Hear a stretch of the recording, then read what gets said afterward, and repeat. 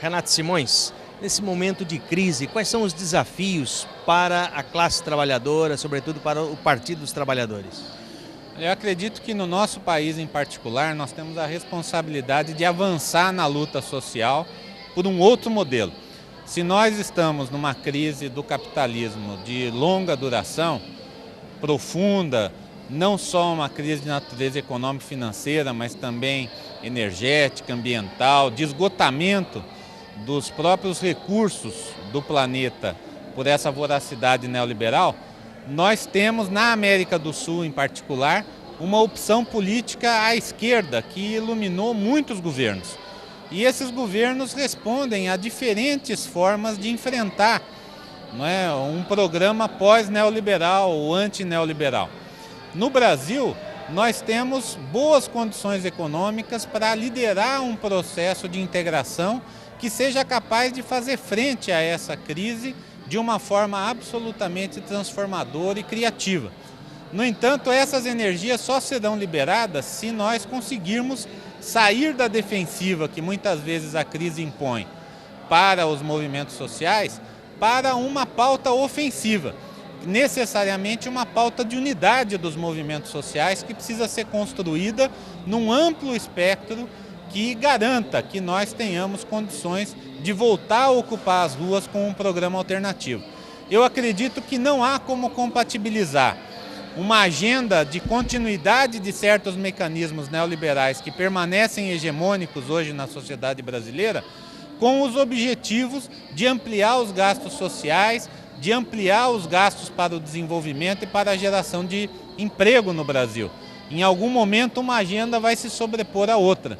E é possível reduzir juros, é possível reduzir o superávit primário, é possível deter o capital financeiro se nós disputarmos conjuntamente uma força política e social importante, alternativas capazes de pautar outro tipo de política econômica. Acredito, portanto, que nós temos amplas condições de fazer isso no Brasil e que no próximo período a grande tarefa, nesses próximos 2, 3 meses, será construir essa pauta de unidade. Quais são os desafios para se fazer isso que você está colocando, para se romper com o capital, para se realmente abaixar a questão da taxa de juros e para construir um novo modelo? Eu acredito que a ordem neoliberal ela foi deslegitimada por essa crise. Aqueles que defendiam o fim da história, a desregulamentação econômica, que não havia nenhum espaço para o Estado direcionar a economia, foram derrotados, estão desmoralizados. E o próprio governo adota um discurso mais à esquerda do que a sua prática macroeconômica, principalmente no que diz respeito ao Banco Central e a essa política de superávit primário. Então, é preciso criar as condições para que essa crise de hegemonia neoliberal que nós vivemos hoje no Brasil seja substituída por políticas mais audazes. Agora, eu não acredito que isso seja feito pelo governo se não houver pressão social. A pressão social do capital hoje é para que o Estado auxilie o capital a sair dessa crise mais forte lá na frente. E nós não podemos fazer com que a alternativa de um governo que se propõe democrático e popular seja simplesmente ajudar o capitalismo nesse momento de crise a se manter mais estável. É preciso, portanto, colocar agendas como a retomada da reforma agrária diante da crise do agronegócio, como a redução da jornada de trabalho sem redução de salário diante da crise do emprego. Em relação à construção de moradias populares, é preciso não deixar esse processo concentrado apenas nas grandes empreiteiras que farão conjuntos habitacionais, muitas vezes depreciativos, mas investir em programas que também mudem a natureza das cidades, com programas de reforma urbana.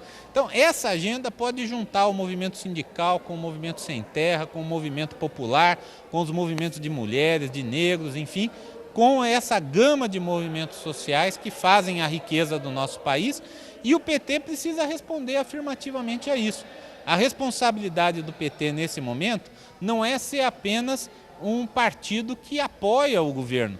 É preciso que o partido apoie a mobilização social, ajude na organização dessa pauta mínima e seja capaz de criar uma correlação de forças que permita ao governo ter opções mais ousadas, opções mais criativas do que simplesmente fazer como em outros países do mundo, principalmente na Europa.